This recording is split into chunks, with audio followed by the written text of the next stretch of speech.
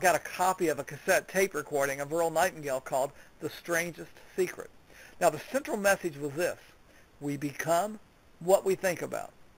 That opened the door to a whole new world of possibility for me that's never been closed.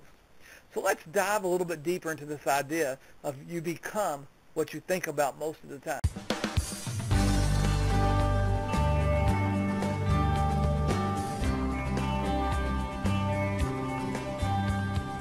Welcome to the Prosperity RX Podcast. This is pharmacist Keith Abel with your prescription for prosperity. This is a podcast where I give you hope.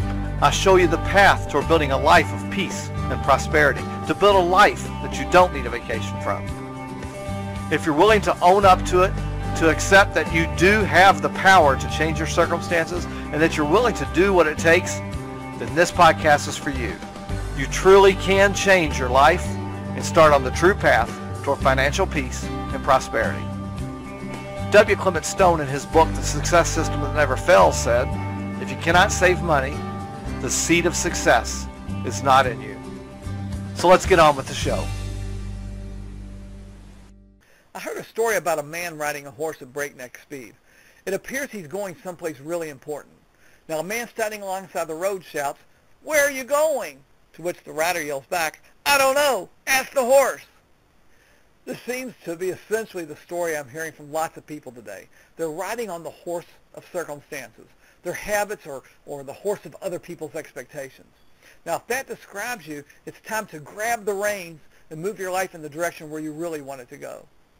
Now, one of the defining moments of my life occurred in 1988 when I somehow got a copy of a cassette tape recording of Earl Nightingale called The Strangest Secret.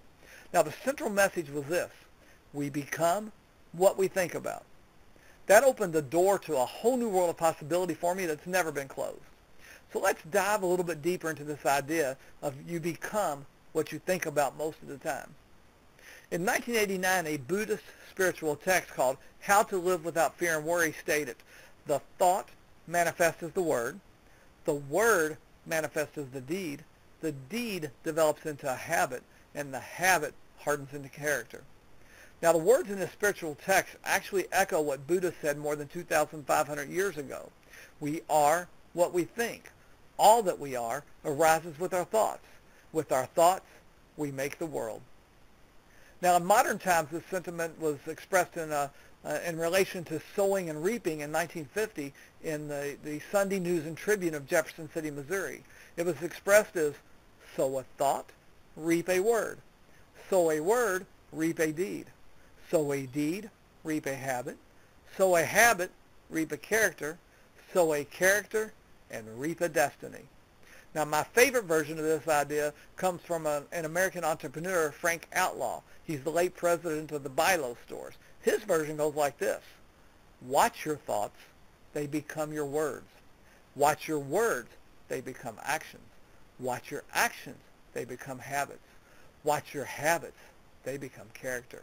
Watch your character, for it becomes your destiny. Now, I've been in the marketing business for most of my life, and I've heard different versions of what Earl Nightingale said, but I've never really understood it until I watched a movie called The Secret.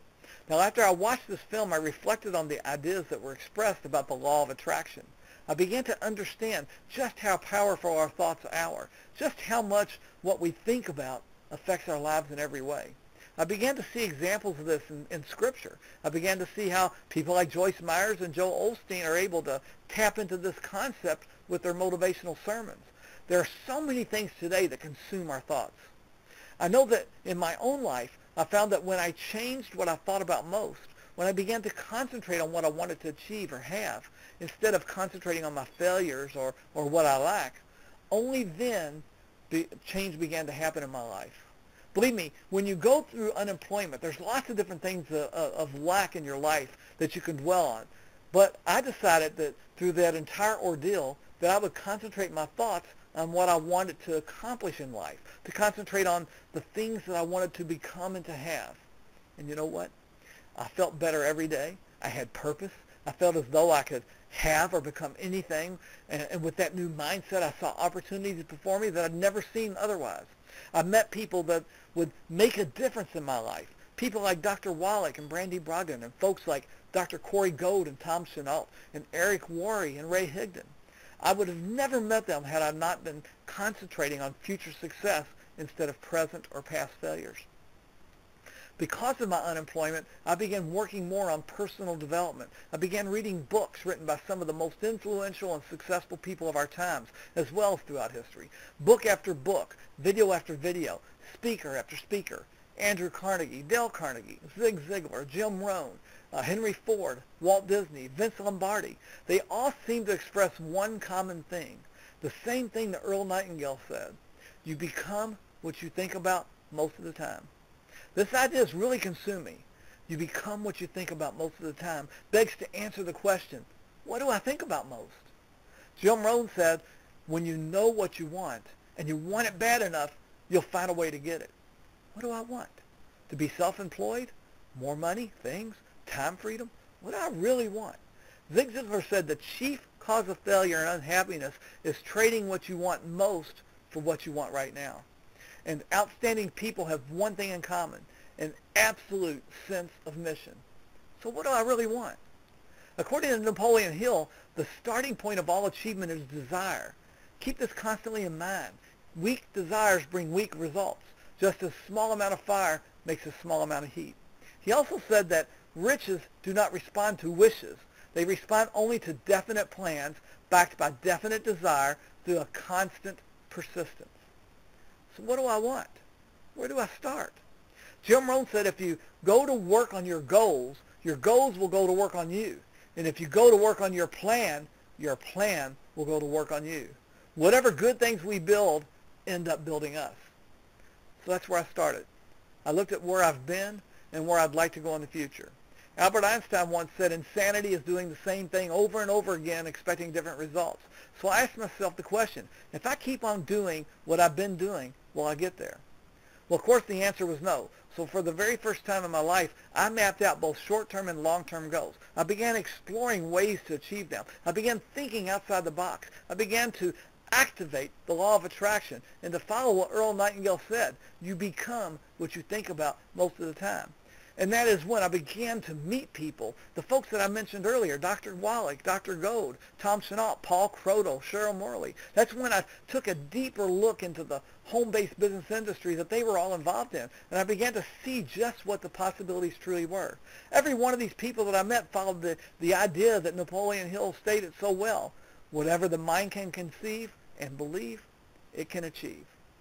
So I've taken a leap of faith, and I've teamed up with all these fine people because I saw it. As Napoleon Hill also said, the person who takes no chances generally has to take whatever is left when others are through. And I was tired of the crumbs that were left over. I was sick and tired of working long hours, making other people rich while I clung on to the hope that I would be able to keep my health. Why? So I could work for corporate America until I died or until they decided I was no longer of use for them? Well, since I began following these folks and became part of their team, I've created a steady stream of income, a residual income that continues to come in despite the fact that I've taken time away from the business these last few years to work on some personal development, some professional development, and to work on my pharmacy career. I've created a stream of income that will continue to grow until one day I replace what I've been making working 70 hours a week for somebody else. To have that freedom is what consumes my thoughts most now. Freedom to spend time with my family and not worry about my income. Freedom to not be owned by a corporate job. Freedom to become all that I can become while helping others. As Walt Disney said, if you can dream it, you can do it. And I have now proven to myself that I truly can do it. What do you think about most? Do you think about the things that you don't have? Your lack of financial means to do the things you want, to have the things that you desire? Are you consumed with the thoughts about your debt? Maybe you think about or you worry about your health, how you can't seem to lose those extra pounds, or maybe it's your high blood pressure or your diabetes. Or maybe you think most about your lack of time to spend with your spouse or children, that field trip that you missed, or the weekend scouting event or the sporting events that you weren't able to attend. Are your thoughts consumed by your job, whether or not you'll get that promotion, or constantly worried about whether or not you'll even keep your job or even be able to find another one? What do you really think about? I think for most of us, and certainly for me, what it came right down to is freedom. I wanted freedom, and my guess is so do you. You want options. You want to be of value to make an impact. What would that feel like? What would it feel like to be free? What would it feel like not to have an alarm clock? What would it feel like to take your son or daughter to the dentist without having to ask your boss's permission, or to go to that school play or that Christmas pageant? What would it feel like? There's an even bigger question, though. Who do you want to be? What really changed for me is when I asked myself that question. I no longer want to be a statistic, working 70 hours per week, trading my time for money. I no longer want to be someone to be with someone that questioned my worth. I no longer want to be someone that moped around and just wasn't even present. I no longer wanted to be any of that. So who did I want to be? I want to be somebody that makes an impact. I want to be somebody that touches, moves, and inspires people. Who do I want to be? Not just my why, because I have the same why for most of my life. I thought while I was working those 70 hours a week, I thought I was working towards my why. Focusing on who I want to be drives me and gives me the vision to keep going. Dr. Michael Beckwith says, pain pushes you until vision pulls you. So I ask you, what vision is pulling you after all? Do you want to become what you think about most? What are you thinking about most? Is your mind in control? Is your mind controlled by the bad economy or the recession or underemployment or unemployment or unfaithfulness of the company that you work for, the hurt of past relationships or the limitations of your formal education? Then your horse will be taking you towards scarcity, misery, and happiness. Where's your thinking taking you? Is some wild horse of circumstance misdirecting you, or are you moving exactly in the direction of your dreams? I love the power of intentional choices. You can decide in advance what you're going to do and then change your actions to go along with that to reach your goals, to build your business, to find a job, and more. Folks, I hope you enjoyed this podcast. If you did, please click on the link on this page to share with others and to like it. If you found this through YouTube or another platform, then visit my podcast site at prosperityrx.com. I'd love to talk with you about what you really want out of life. I'd love to show you how you can make it so you can become what you think about most of the time. Folks, this has been another episode of the Prosperity RX Podcast, where we share with you your prescription for prosperity. Now's the best time to start taking control of your life. And as a loyal listener, I've put together a free course that you can take that will walk you through the steps of setting up and following a spending plan, so your family can also get on the road of financial peace and prosperity. To get that course absolutely free, visit spendingplanclass.com. And if you enjoyed this episode, I hope you like and share it. And in future episodes, I'll be covering many topics to teach you how to improve and to take control of your health, as well as topics that encourage savings and debt freedom. After all, what good is your health if you have no wealth? And what good is your wealth if you have poor health? So be sure to subscribe to my podcast on your favorite podcast platform. It's Prosperity RX Podcast. And be sure to subscribe to my blog, prosperityrx.com.